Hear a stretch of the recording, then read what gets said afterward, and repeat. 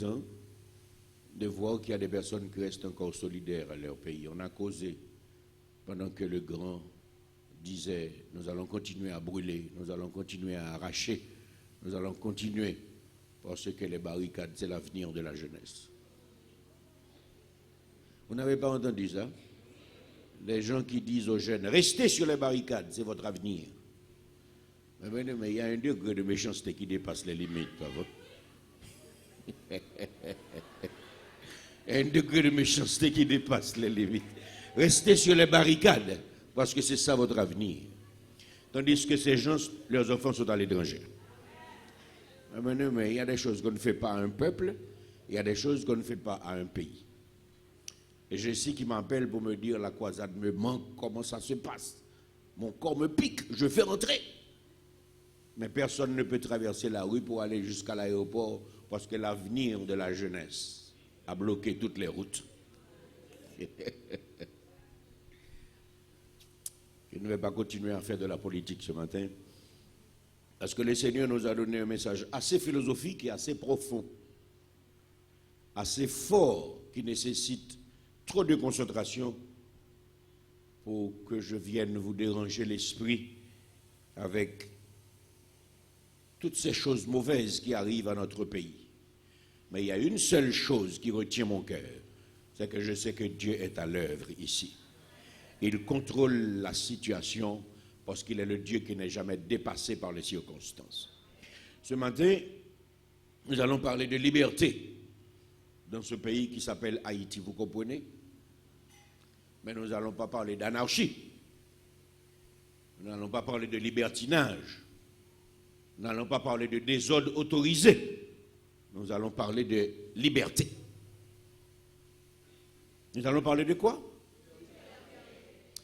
C'est très difficile à définir, mes bien-aimés. Les philosophes de tous les temps ont essayé sans résultat. Ce matin, Dieu nous fait une grâce spéciale. Je suis très excité ce matin pour vous communiquer le message de la parole de Dieu. S'il y a des philosophes qui sont dans cette salle, je leur demande, n'est-ce pas Loni? S'il y a des philosophes qui sont dans cette salle, je leur demande de s'accrocher. Parce que ça va défier les savants de ce monde ce matin. Comme toujours. Parce que le Dieu que nous servons, c'est la connaissance parfaite et rien ne le défie. Notre texte de référence se trouve ce matin dans 1 Pierre, chapitre 2, le verset 16. 1 Pierre, chapitre 2. Qu'est-ce que le son avait? Le malin? Il est anathème au nom de Jésus. 1 Pierre, chapitre 2, verset 16. Je vais lire pour vous. 1 Pierre 2, 16. Dans ma Bible, je vois, étant libre, sans faire de la liberté un voile qui couvre la méchanceté, mais agissant comme des serviteurs de Dieu. C'est un beau texte. Lisez pour moi, s'il vous plaît.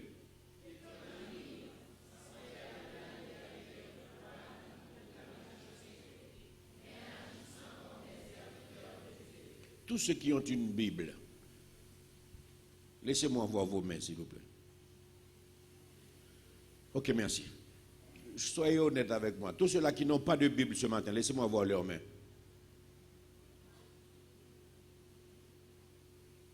Je ne peux pas me permettre de vous dire que vous êtes malhonnête. Mais est-ce que vous comprenez ce que cela veut dire? Venir à l'église sans Bible. Ce matin, il n'y avait pas de visiteurs. Ça veut dire que vous êtes tous des personnes qui appartiennent à la grande famille des sauvés. Où est votre âme? Qui est-ce qui a honte ce matin parce qu'il n'a pas de Bible? Au moins, il y a une personne qui a honte. C'est 2. Ça fait bien. 3, 4, 5. Oh, ça va. Donc, vous n'êtes pas des sans honte. Donc, vous allez vous arranger pour que les jours à venir, vous veniez avec votre arme. Quand j'étais à l'école, j'avais un professeur d'anglais. Comment il s'appelait? Thibaut Brun. Hein? Même si vous prêtez le livre d'un autre, il vous met à la porte. Vous devez avoir votre livre. Mais Mais ça m'arrivait souvent de ne pas avoir de livres parce que mes parents n'avaient pas d'argent. J'assistais les cours au pas de la porte avec humiliation jusqu'à ce que maintenant Dieu me permette d'avoir une bibliothèque. Je peux vous comprendre si vous n'avez pas d'argent. Mais si vous pouvez, procurez-vous au moins d'une Bible, d'une bonne Bible d'étude. Parce que c'est notre arme. C'est là que nous allons nous ressourcer. C'est là que nous allons nous fortifier. C'est là que nous pourrons aussi aiguiser les armes avec lesquelles nous combattons. 1 Pierre chapitre 2 verset 16. Étant libre, sans faire de la liberté un voile qui couvre la méchanceté, mais agissant comme des serviteurs de Dieu. L'apôtre Pierre dit, étant libre, il parlait déjà. Il parlait déjà de soumission, et particulièrement de soumission envers les autorités. À ce stade de son discours, il a déclaré sa liberté. Mais il a dit aussi, sans faire de cette liberté un voile. Je ne vais pas développer ces choses, parce que ce n'est pas ça que je veux développer pour vous, le voile. Qui couvre la méchanceté. Mais bien aimé, c'est le mensonge. C'est une apparence extérieure et une réalité intérieure. C'est ce que Jésus-Christ appelle les tombeaux blanchis. Au dehors, c'est bien peint, c'est frais, mais à l'intérieur, c'est des ossements pourris. Mais ce n'est pas ça que nous prêchons. L'apôtre a dit, malgré sa liberté en Christ, il agit comme un serviteur de Dieu. Étant libre sans faire de cette liberté un voile qui couvre la méchanceté, agissez comme des serviteurs de Dieu. Loin d'être politique, à cause de toutes les méchancetés que notre pays est en train de souffrir au nom de la démocratie, ce matin nous voulons être philosophiques. Et la proposition du Saint-Esprit pour son peuple ce matin, c'est la liberté n'est pas absence de contraintes, mais respect des limitations. Je voudrais que chaque personne ici sorte avec cette proposition dans son cœur et dans son esprit. Et ne l'oublie pas. La liberté n'est pas absence de contraintes, mais respect des limitations. Vous voulez dire ça pour moi?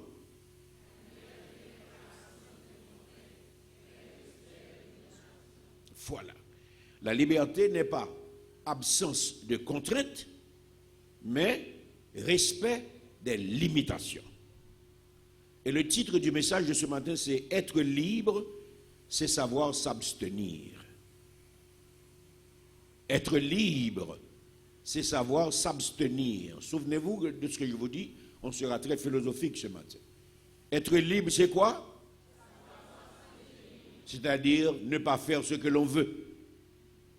Jouir de son espace, sans ennuyer, sans déranger, sans bousculer les autres. Et ce matin, nous pouvons dire que liberté, c'est un concept qui a causé et qui cause encore beaucoup de problèmes.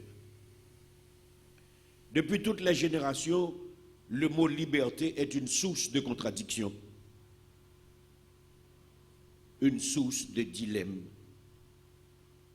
C'est quoi être libre? C'est la question que beaucoup de gens se posent encore. C'est quoi être libre? Comment vivre en liberté? Quelles sont les limites de la liberté? Quel est le prix de la liberté? Dans son livre « Regard sur le monde actuel », Valéry est impatient. Et il explique que la liberté, c'est un de ces détestables mots qui ont plus de valeur que de sens. Dixit Valéry. Liberté, c'est un de ces détestables mots qui ont plus de valeur que de sens. qui chante plus qu'il ne parle, qui demande plus qu'il ne réponde. C'est compliqué, je vous avais dit que c'est très philosophique. Je vais reprendre pour vous cette citation de Valérie. La liberté, c'est un de ces détestables mots qui ont plus de valeur que de sens, qui chantent plus qu'ils ne parlent et qui demandent plus qu'ils ne répondent. Moïse est connu comme le grand libérateur, celui qui a vaincu Pharaon et libéré Israël de l'esclavage de l'Égypte. Haïti est connu pour avoir livré pendant 12 ans une bataille épique pour libérer Saint-Domingue de l'esclavage inhumain imposé par les Européens. Cette bataille de Vertières a rétabli la dignité de la race humaine et a redonné au continent africain sa place comme berceau de toutes les civilisations. On dira tout ce qu'on voudra d'Haïti, mais on ne pourra jamais oublier cela. Mais toutes ces grandes prouesses n'ont pas garanti le bonheur et la paix. On parlera avec beaucoup de fierté. On se mettra au-dessus des autres nations à cause de notre belle histoire. Mais, en finale, c'est quoi? Aujourd'hui encore, Israël se bat contre la Palestine et le reste du monde arabe, malgré la grande victoire de Moïse. Aujourd'hui, plus que jamais, Haïti est en lutte pour sa liberté. La liberté réelle. Son affranchissement de l'esclavage moderne imposé par l'Occident. Et les mêmes questions se posent encore. Qu'est-ce que la vérité, la liberté? C'est quoi être libre? Quelles sont les limites de la liberté et quel est le prix de cette liberté? L'apôtre Pierre nous dit dans 1 Pierre 2,16, étant libre, lui aussi connaît la liberté. Mais il a dit, sans faire de cette liberté un voile qui couvre la méchanceté, mais agissant comme des serviteurs de Dieu. Et la première chose que je voudrais vous dire ce matin, c'est que des grands ténors de ce monde ont essayé de définir le concept liberté. J'aime quand Kinder a écrit dans un magazine, on croit connaître un mot jusqu'au moment où l'on vous demande de définir le mot. C'est alors que vous réalisez que vous ne pouvez pas définir le mot, alors que tout ce que l'on conçoit bien s'énonce clairement. Liberté, c'est un mot qu'on utilise. Mais si on vous demande ce matin de définir ce mot liberté, on pourrait parler toute la vie sans jamais trouver une définition. Pour Platon, c'est un libertaire. Un libertaire, c'est-à-dire quelqu'un qui est partisan de la liberté absolue de l'individu. Le libertaire, c'est celui qui est partisan de la liberté absolue de l'individu. Seule l'action vertueuse est vraiment libre pour Platon. Seule l'action vertueuse est vraiment libre pour Platon. Platon encourage une existence sans contrôle sur les activités des individus.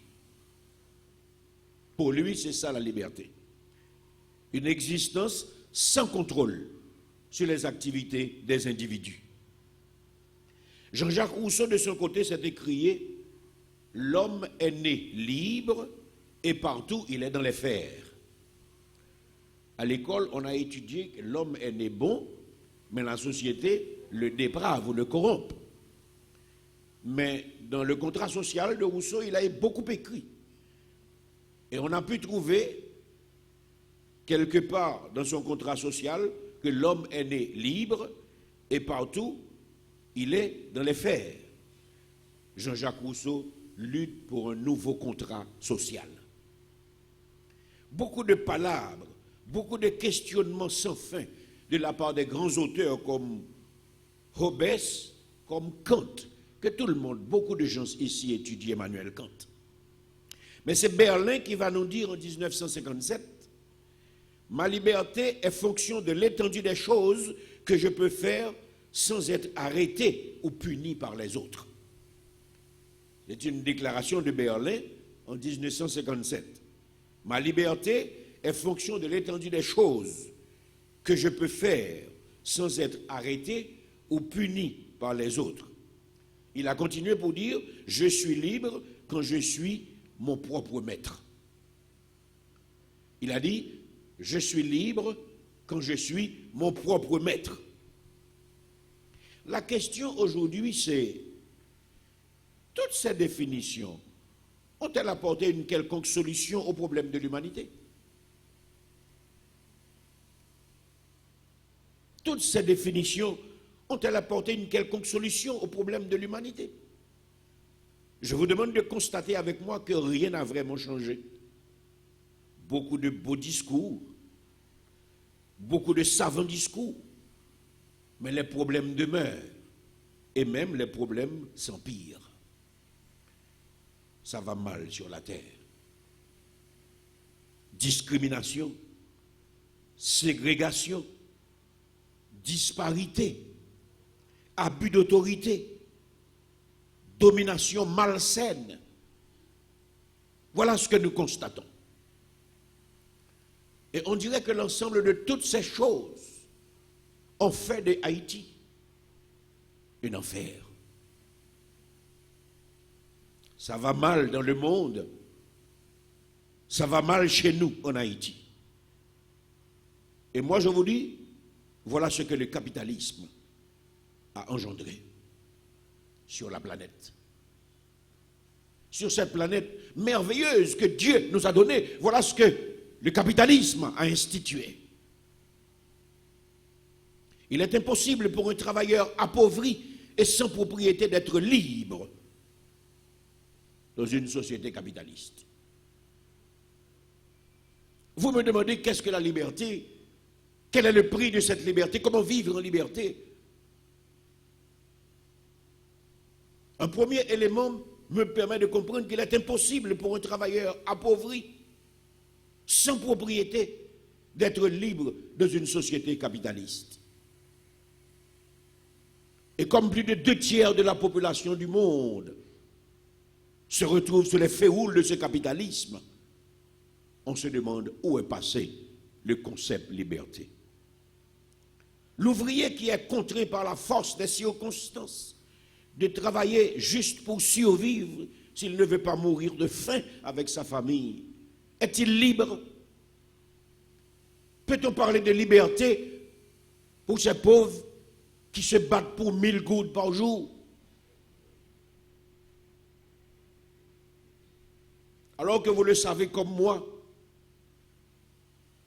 qu'il nous faut un moment pour prendre un jus de n'importe quel restaurant et 1000 gouttes ne suffisent pas pour payer. Et on demande à un malheureux qui travaille dans une factory, dans une manufacture, de réaliser moins que 1000 gouttes par jour avec mari ou bien femme et plus des enfants. Dans un pays où il n'y a aucune assistance sociale. Et la réalité haïtienne, c'est une réalité mondiale aujourd'hui. Qui est-ce qui peut parler de liberté dans ces conditions? Et comme il n'y a pas de liberté, il suffit de dire, sortez, je vous donne 1000 gouttes. Et vous voyez un fourmillement de gens.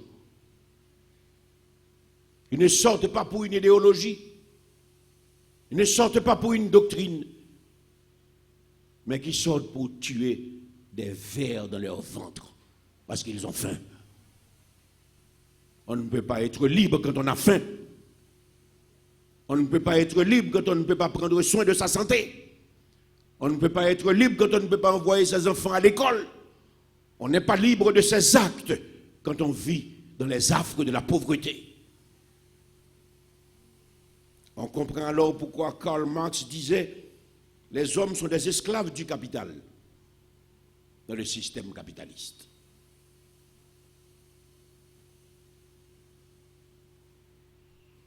Riches et pauvres sont esclaves du capital. Les travailleurs pauvres sont obligés de se laisser exploiter ou bien ils meurent de faim.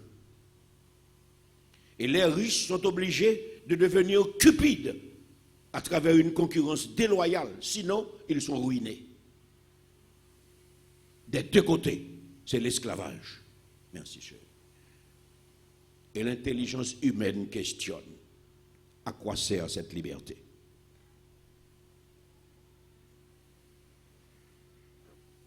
À quoi sert cette liberté? Nous sommes tous des prisonniers en cavale. Ça va mal. C'est avec difficulté que nous arrivons à répondre des exigences de la famille. Nous n'avons même pas le droit d'avoir un budget. Nous ne pouvons pas budgéter parce que nous ne gagnons pas assez pour budgéter. Il faut toujours attendre quelque chose venant d'ailleurs pour réaliser notre moi. Ou bien, on ne peut pas payer les loyers. Mais bien-aimés, la liberté est un produit rare aujourd'hui sur la terre. Et 1 Pierre 2,16 nous dira: étant libre, sans faire de la liberté un voile qui couvre la méchanceté, mais agissant comme des serviteurs de Dieu. La proposition du jour, c'est: la liberté n'est pas absence de contraintes, mais respect des limitations. Et à la lumière de la grâce, nous pouvons voir clairement qu'être libre, c'est d'abord savoir s'abstenir. Et nous allons voir ensemble où est-ce que peut nous mener cette façon de voir et de comprendre, en dépit des analyses de ces grands du monde. Nous proposons une définition. Je sais qu'il y a beaucoup de chercheurs ici. Assez souvent, ils viennent me dire: ok, je vais chercher. Ok, Paul. Ok, je vais chercher. Il y a des choses que nous vous disons ici que vous n'avez pas besoin d'aller chercher. Lorsque vous les écrivez en bas, Dixit Claude Louis. C'est la grâce que Dieu nous donne à Mahalalel. Cherchez à travers toute la philosophie du monde, vous n'allez pas trouver cette définition que je vais vous donner là. La liberté, c'est l'état d'un être vivant, heureux, conscient du bonheur inaltérable qui inonde son existence. Je reprends. La liberté, c'est l'état d'un être humain, vivant, heureux, conscient du bonheur inaltérable, conscient du bonheur inaltérable qui inonde son existence. Cette liberté est caractérisée par l'innocence, la spontanéité et la joie de vivre sans appréhension aucune. C'est le fruit de beaucoup de recherches. Mais pour arriver à cette définition de la liberté, il faut comprendre les premiers moments de la Genèse. La liberté, c'est l'état d'un être vivant, heureux, conscient du bonheur inaltérable qui inonde son existence. Cette liberté est caractérisée par l'innocence et la spontanéité et la joie de vivre sans appréhension aucune. D'après le premier livre connu de l'histoire, c'est-à-dire la Genèse, cette période de liberté de l'existence humaine a été particulièrement courte. Et c'est la raison pour laquelle les philosophes n'arrivent pas à définir le concept liberté. Il s'agit d'une période particulièrement courte, mais les écrits bibliques sont clairs pour montrer que cette liberté absolue a existé à un moment de la durée. Un être heureux, conscient de son bonheur inaltérable, liberté qui est caractérisée par l'innocence, la spontanéité et la joie de vivre sans appréhension. Tout le monde aurait aimé vivre comme ça. Ce matin, nous pouvons vous expliquer clairement que cette vie a existé à un moment de la durée. Et je vous demande d'aller avec moi dans Genèse chapitre 1er.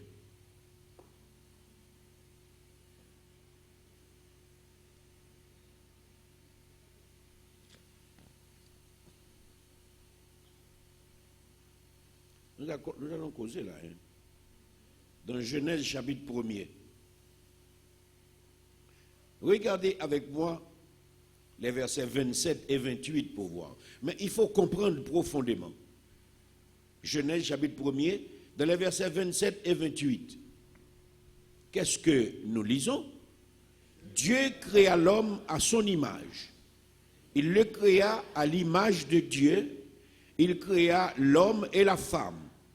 Dieu les bénit et Dieu leur dit, soyez féconds, multipliez, remplissez la terre et assujettissez-la, et dominez sur les poissons de la mer, sur les oiseaux du ciel et sur tout animal qui se meut sur la terre.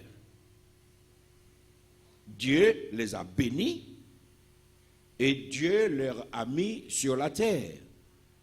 Et le verset 31 va nous dire,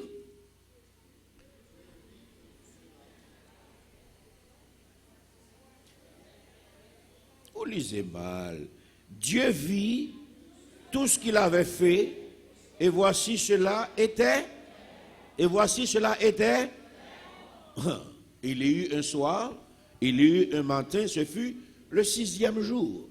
Quand Dieu a fini de bâtir le couple, a installé le couple dans le cadre préparé pour l'accueillir, Dieu a dit, voici tout cela était très beau. Tout cela était très beau. J'attire votre attention sur le fait que Adam et Ève ont vécu une vie conjugale sans heurts. Et c'est le verset 28 qui le confirme. Dieu les bénit et Dieu leur dit, soyez féconds, multipliez, remplissez la terre et assujettissez-la et dominez. À toutes les personnes qui lisent Genèse chapitre 2 et qui se mettent en tête qu'il y a une confusion, je voudrais rappeler seulement que Genèse chapitre 2, c'est le développement en détail de la création. Dieu présente la création dans Genèse chapitre 1er et dans Genèse chapitre 2, Dieu présente les détails de cette création. Donc, à un moment de la durée, Adam et Ève vécurent dans la liberté. C'est-à-dire totalement heureux et conscients du bonheur cristal qui traverse leur existence.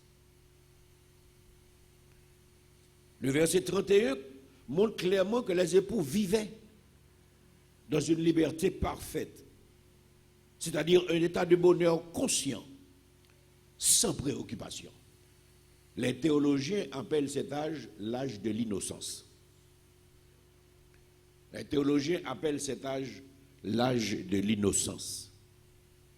Mais bien aimé, la liberté a existé. Une liberté totale, sans que personne ne vienne troubler ce que vous faites. C'était l'âge de l'innocence.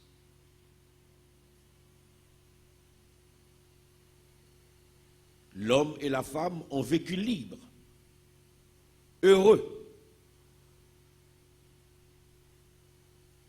Mais il y a un problème entre l'âge de l'innocence et l'âge de la conscience. C'est là qu'on peut mesurer les limites de cette liberté absolue qui accompagnait l'homme en Éden. Parce que l'âge de la conscience a commencé avec la désobéissance. L'âge de la conscience. Si vous ne comprenez pas ça, vous ne pourrez jamais comprendre le concept liberté. Si vous ne comprenez pas ça, vous ne pourrez jamais comprendre le concept liberté. L'âge de la conscience est arrivé sur la terre avec la désobéissance, c'est-à-dire avec le péché. Et c'est justement le contexte de la désobéissance qui va nous montrer que l'homme est devenu conscient de tout un ensemble de choses. C'est comme un petit bébé, à la naissance, totalement inconscient. Il vit. Mais chaque fois qu'une année passe, que 2 ans passent, son inconscience devient souillée par des habitudes corrompues. Et c'est ça qui forme sa conscience humaine. Parce que la conscience n'est pas innée, elle est acquise. Regardez avec moi dans Genèse chapitre 3. Vous allez voir, entre l'âge de l'innocence et l'âge de la conscience, il y a un laps de temps que les hommes ont connu la liberté absolue. Genèse 3, versets 6 et 7.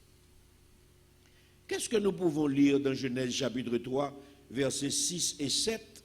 Lisez avec moi si vous trouvez. La Bible dit, la femme vit l'arbre, que l'arbre était bon à manger et agréable à la vue, et qu'il était précieux pour ouvrir l'intelligence. Elle prit de son fruit et en mangea. Elle en donna aussi à son mari qui était auprès d'elle, et il en mangea. Les yeux de l'un et de l'autre s'ouvrirent, ils connurent qu'ils étaient nus, et ayant cousu des feuilles de figuier, ils se firent des ceintures. Ils réalisent qu'ils étaient nus. Ils prennent conscience qu'ils étaient nus. Voilà pourquoi on appelle le premier temps l'âge de l'innocence, et ce deuxième temps, on l'appelle l'âge de la conscience. Et les versets 9 et 10 de Genèse 3 confirment cette conscience. Nous pouvons lire, mais l'Éternel Dieu appela l'homme et lui dit, « Où es-tu » Il répondit, « J'ai entendu ta voix dans le jardin et j'ai eu peur parce que je suis nu et je me suis caché. » Et l'Éternel Dieu dit, « Qui t'a appris que tu es nu? Est-ce que tu as mangé de l'arbre que je t'avais défendu de manger? » Qu'est-ce que l'homme a répondu?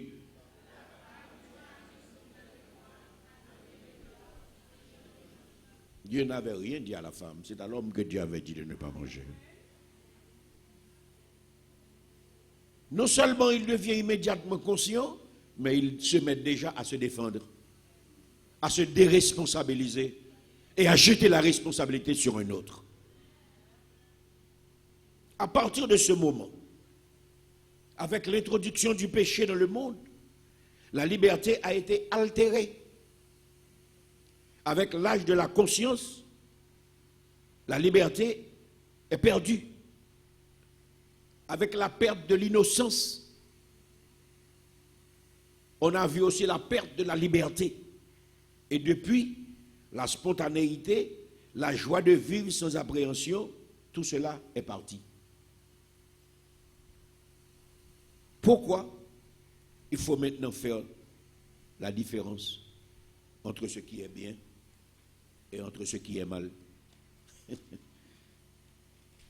L'innocence a été polluée par la désobéissance et la liberté spontanée est perdue. L'arbre de la connaissance du bien et du mal a soulevé en nous le problème moral.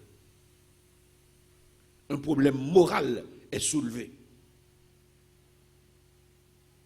Je reconnais maintenant que je suis nu. Ah, je reconnais que ce n'est pas bon d'être nu.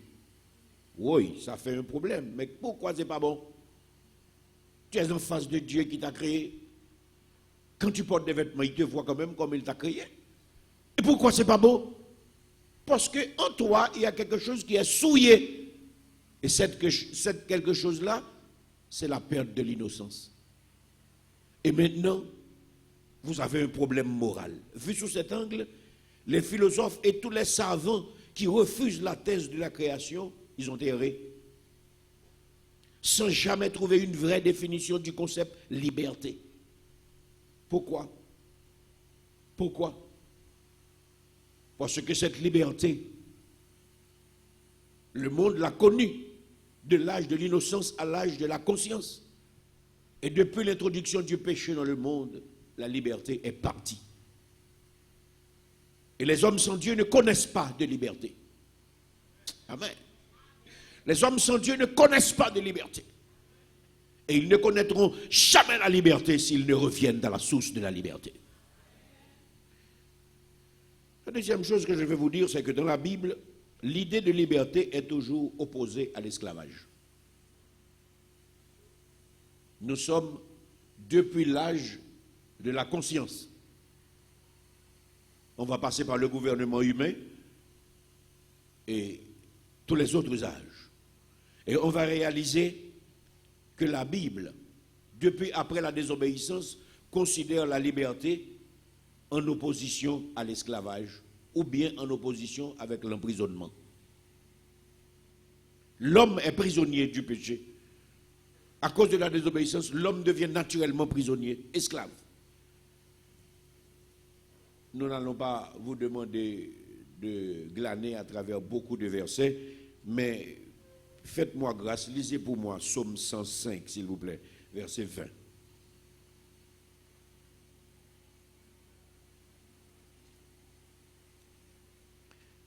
Dans le psaume 105, vous allez voir, le psaume 105, le verset 20.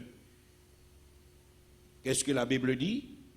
Le roi fit ôter ses liens, le dominateur des peuples le délivra. C'est l'emprisonnement. Pour redevenir libre, le roi fit ôter ses liens. Le dominateur des peuples le délivra.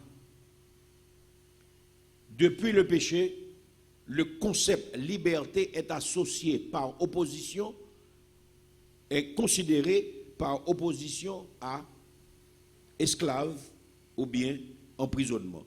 Allez regarder dans Actes chapitre 26. Actes chapitre 26. Actes chapitre 26, dans le verset 32, qu'est-ce que nous pouvons voir? Actes chapitre 26, dans le verset 32, la Bible dit, « Et Agrippa dit à Festus, cet homme aurait pu être relâché s'il n'en avait pas appelé à César. » C'est la prison. Liberté est toujours vue par opposition à la prison ou bien à l'esclavage, depuis après le péché, parce que l'homme est tombé de l'état de liberté absolue qu'il avait en Éden à un état d'esclavage de Satan, du péché et de la chair. Selon la parole de Dieu, les ennemis de la liberté sont le péché, Satan, la mort et la loi. C'est des choses que nous devons savoir, oui, comme chrétiens. Les ennemis de la liberté, c'est le péché, Satan, la mort et la loi. Le péché, Satan, la mort et la loi. Et là, je ne vais pas développer, je vais vous demander de voyager. Allez avec moi dans Romains chapitre 6.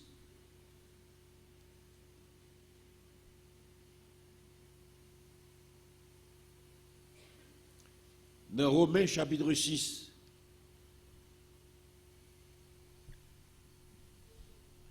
Romains chapitre 6. Dans le verset 14, qu'est-ce que nous lisons? Romains chapitre 6, verset 14, qu'est-ce que la Bible dit? Car le péché n'aura point de pouvoir sur vous, puisque vous êtes non sous la loi, mais sous la grâce. Donc, nous pouvons identifier ici la loi comme un ennemi de la liberté. Le péché n'aura point de pouvoir sur vous. Vous serez libre, dégagé du péché, puisque vous êtes non sous la loi, mais sous la grâce. Le péché et la loi sont dénoncés ici comme des ennemis de la liberté. Et dans le verset 18, qu'est-ce que nous lisons?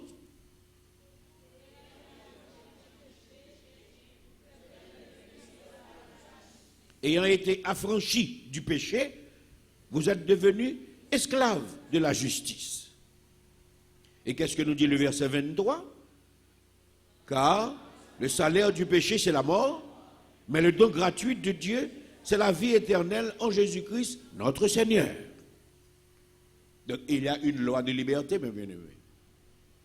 Christ, c'est la loi de liberté. Et posséder Christ, c'est posséder cette liberté, parce que lui, il a vaincu la mort. Il a vaincu le monde, il a vaincu Satan.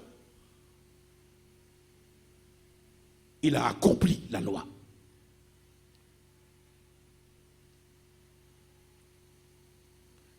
Avec le calvaire, le salut de ceux qui croient, il y a une loi de liberté. Si le péché en Éden a tout détruit, si avec le départ de l'âge de l'innocence, on a vu la perte de la liberté, c'est-à-dire le droit de vivre heureux, sans préoccupation.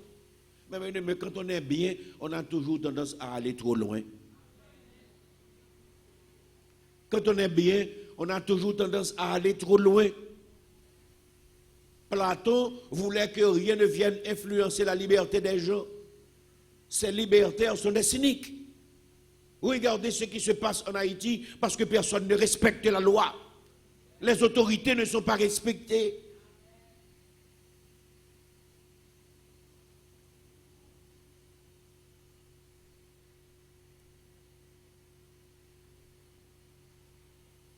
Il y a une loi de liberté. En Christ, il y a la loi de la liberté.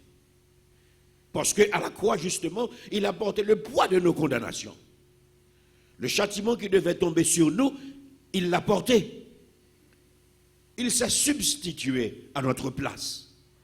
Jésus est devenu notre loi. Mais pour le comprendre, il faut lire Jacques chapitre 1er. Pour le comprendre, il faut lire Jacques chapitre 1er.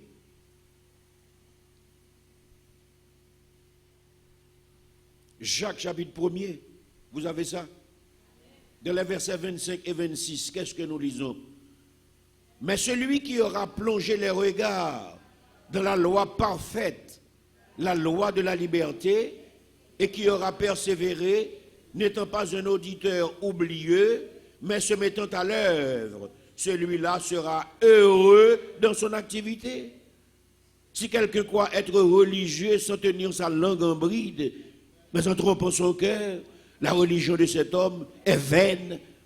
La religion pure et sans tache devant Dieu, notre Père, consiste à visiter les orphelins et les veuves dans leur affliction et à se préserver des souillures du monde. Il y a une loi de la liberté, mes bien-aimés, et cette loi, elle se lit dans Jacques chapitre 2. Dans les versets 12 et 13 de Jacques chapitre 2, nous pouvons lire ce que la parole rapporte. Parlez et agissez comme devant être jugés par une loi de liberté, car le jugement est sans miséricorde pour qui n'a pas fait miséricorde. La miséricorde triomphe du jugement. C'est la loi de la liberté, mes bien-aimés. C'est la loi de la liberté. Et pour comprendre tout cela, il faut que l'évangile soit pratique dans la vie du croyant. Celui qui n'arrive pas à pardonner, il est prisonnier de sa haine. Et sa haine reste dans son cœur. Sa haine le fait souffrir. Certaines fois, vous haïssez une personne, la personne ne se rend même pas compte que vous la portez dans votre cœur. Elle est heureuse de son côté, mais vous êtes brûlé par une haine. C'est là que la loi de la liberté prend sa forme. Vous êtes jaloux de quelqu'un qui réussit, il ne se rend même pas compte de votre jalousie, parce que lui, il prend des envols. Et chaque fois qu'il s'envole, vous énervez. Vous êtes contrarié. Chaque fois que vous le voyez, vous êtes décontenancé. Mais qu'est-ce que ça va faire pour cette personne qui ne vous voit même pas? vous devenez prisonnier de votre rancune, vous devenez prisonnier de votre jalousie, vous devenez prisonnier de votre haine, tandis que l'autre, il est béni, il est béni, il est béni. Plus il est béni, plus vous êtes dérangé. Parce que cette personne, elle puise. Elle puise de la loi de la liberté. C'est une personne qui ne tient pas compte de ce que vous pensez, de ce que vous dites, de ce que vous faites. La seule chose qui compte pour cette personne, c'est ce que pense la liberté. Vous n'avez jamais vu quelqu'un se sentir humilié de voir un autre passer? On était ensemble, on avait le même niveau. On avait aussi le même langage. Mais Dieu a changé une situation. Et qu'est-ce qu'il se croit être? Et pour qui se prend-il? Mais qu'est-ce qui fait la différence? Simplement parce qu'il a commencé par puiser dans une autre loi. Cette loi est disponible. Au lieu de venir puiser vous-même dans cette loi, vous haïssez. Mais bien aimé, celui qui est libre, il n'a pas le temps de dire du mal des autres. Parce qu'il est libéré. Il ne se fâche même pas quand on dit du mal de lui. Mais cette loi de liberté est extraordinaire. Oui. Pardonnez même à vos ennemis. Même là, vous faites ça qui mal. Même là, vous blessez cœur. Moi, toujours capable de chanter. Alléluia. Pourquoi? Je suis libéré. De nouveau, je suis né. Oh, quelle différence! Quand Jésus est entré dans mon cœur, oh oui, j'ai changé, béni soit l'Éternel. Vous dites du mal de moi, béni soit l'Éternel. Vous dites du bien de moi, béni soit l'Éternel. Vous m'aimez, béni soit l'Éternel. Vous me haïssez, béni soit l'Éternel. Vous me méprisez, béni soit l'Éternel. Vous m'honorez, béni soit l'Éternel. Parce que je suis branché dans une autre source. Je suis libéré des scories de ce monde. Tous les préjugés que les hommes ont établis à travers le capitalisme, à travers ce que nous possédons, à travers les vanités, toutes ces choses deviennent rien du tout devant le salut que Dieu m'a accordé. Et dans cette nouvelle dimension où je vis, tout ce qui est passager est pour moi sans importance. La seule chose qui compte, c'est ce que Dieu pense de moi. Amen. Merci Seigneur. Oh, merci Seigneur. Il y a une loi de liberté, mes bien-aimés. Il y a une loi de liberté, mes bien-aimés. Vous pouvez sourire avec vos ennemis si vous êtes branchés dans cette source. D'ailleurs, vous n'avez pas d'ennemi. Quelqu'un peut être votre ennemi, mais vous n'êtes ennemi de personne. Votre cœur est libéré. C'est merveilleux.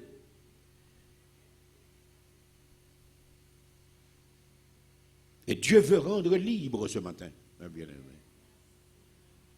Dieu veut rendre libre ce matin, maintenant.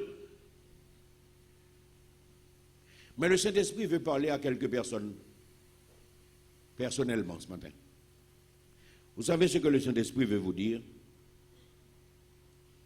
L'homme qui n'est pas régénéré ne peut ni obéir ni plaire à Dieu. Je vous le dis de la part du Saint-Esprit.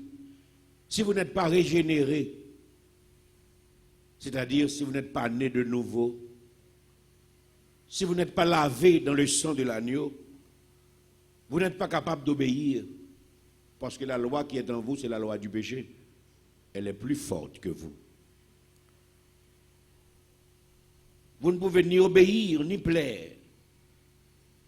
D'ailleurs, celui qui n'est pas régénéré ne peut même pas croire. Celui qui n'est pas régénéré ne peut même pas croire s'il n'est pas arraché des griffes du malin. Pourquoi? Parce que c'est le malin qui vous empêche de croire. C'est le malin qui met le doute en vous. C'est le malin qui vous pousse à dire, mais ça l'a dit là. Qu'on a fait pression psychologique. Toutes ces mauvaises choses qui montent dans votre tête avec vos diplômes, ce sont des inspirations du malin. Allez regarder avec moi dans Romains, chapitre 8, vous allez voir ça. Dans Romains chapitre 8, versets 5 à 8, ce que la Bible dit. Romains chapitre 8, versets 5 à 8, la Bible dit, ceux en effet qui vivent selon la chair s'affectionnent aux choses de la chair, tandis que ceux qui vivent selon l'esprit s'affectionnent aux choses de l'esprit. Et l'affliction de la chair, c'est la mort, tandis que l'affection de l'esprit, c'est la vie et la paix. Car l'affection de la chair est inimité contre Dieu, parce qu'elle ne se soumet pas à la loi de Dieu et qu'elle ne le peut même pas. Or, ceux qui vivent selon la chair ne sauraient plaire à Dieu.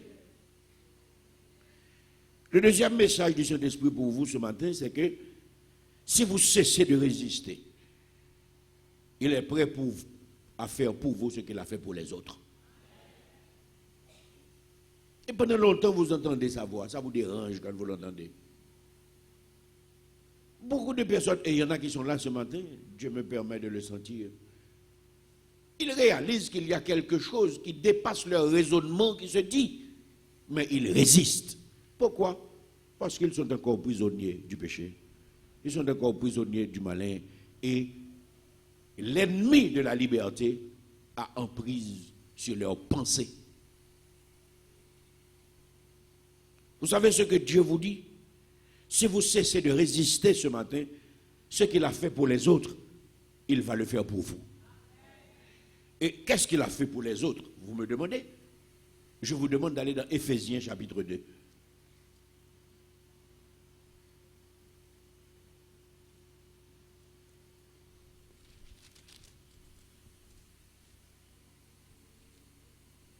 Allez avec moi dans Éphésiens chapitre 2. Dans les 10 premiers versets de Éphésiens chapitre 2, vous allez voir ce que Dieu a fait pour moi. Vous allez voir ce que Dieu a fait pour les chrétiens de cette assemblée. Vous allez voir ce que Dieu a fait pour les chrétiens du monde entier. Et vous allez voir ce qui est disponible pour vous si vous cessez de résister à la volonté de Dieu. Mais bien aimé, Platon a échoué. Obès a échoué. Kant a échoué. Tous ces grands ont échoué. Parce qu'ils n'acceptent pas le principe de la création. Mais pour comprendre qu'il y a une liberté absolue qui a existé, il faut connaître la genèse du monde. Il faut connaître la racine du monde. Et dans Éphésiens 2, versets 1 à 10, lisez avec moi. La Bible dit, vous étiez morts par vos offenses et par vos péchés, dans lesquels vous marchiez autrefois, selon le train de ce monde, selon le prince de la puissance de l'air, de l'esprit qui agit maintenant dans les fils de la rébellion. Nous tous aussi, nous étions de leur nombre, et nous vivions autrefois selon les convoitises de notre chair, accomplissant la volonté de la chair et de nos pensées. Et nous étions par nature des enfants de colère, comme les autres. Mais Dieu qui est riche en miséricorde, à cause du grand amour qu'il nous a aimés, nous qui étions morts par nos offenses, nous a rendus vivants avec Christ. C'est par la grâce que vous êtes sauvés. Il nous a ressuscités ensemble et nous a fait asseoir ensemble dans les lieux célestes en Jésus-Christ, afin de montrer dans les siècles à venir l'infinie richesse de sa grâce par sa bonté envers nous en Jésus-Christ. Car c'est par la grâce que vous êtes sauvés, par le moyen de la foi, et cela ne vient pas de vous, c'est le don de Dieu. Ce n'est point par les œuvres, afin que personne ne se glorifie, car nous sommes son ouvrage, ayant été créés en Jésus-Christ pour de bonnes œuvres que Dieu a préparées que Dieu a préparées d'avance, afin que nous les pratiquions. J'aime le commencement du verset qui vous dit, vous étiez morts par vos offenses et par vos péchés. Et je voudrais ce matin dire, j'étais mort par mes offenses et par mes péchés, dans lesquels je marchais autrefois selon le train de ce monde, selon le prince de la puissance de l'air, de l'esprit qui agit maintenant dans les fils de la rébellion. Nous tous aussi, nous étions du nombre et nous vivions autrefois selon les convoitises de notre chair. Mais gloire soit rendue à Dieu, nous avons trouvé la loi de la liberté. Et cette loi est disponible aujourd'hui, afin que quiconque croit ne périsse point, mais qu'il ait la vie éternelle. Et ce matin, le Saint-Esprit vous dit que vous pouvez cesser d'être comme un errant, cherchant la liberté que vous n'allez jamais trouver sur la terre. Parce que la seule liberté qui existe dans ce monde est en Christ et en Christ seul. C'est lui qui nous permet de vivre au-dessus de toutes les barrières et de toutes les divisions qui ont été érigées par le malin. Et si vous voulez franchir cette porte, vous n'avez qu'à vous ouvrir à la liberté. Car il a dit qu'il se tient à la porte de votre cœur et il frappe. Il n'entrera pas. C'est à vous de lui ouvrir. Et il veut dîner avec vous ce midi. Si vous êtes dans cette salle et que vous voulez manger avec le Seigneur ce midi même, comme il a dit au larron à la croix, aujourd'hui même, tu seras avec moi dans le paradis. Il veut inscrire votre nom dans le livre de la vie. Votre salaire ne suffira jamais. Votre suffisance ne suffira jamais.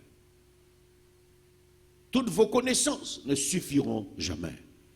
Mais le sang de Jésus-Christ suffit. Et seul le sang de Jésus suffit. Si vous voulez être libéré ce matin, livrez-vous à celui qui libère et que Dieu vous bénisse.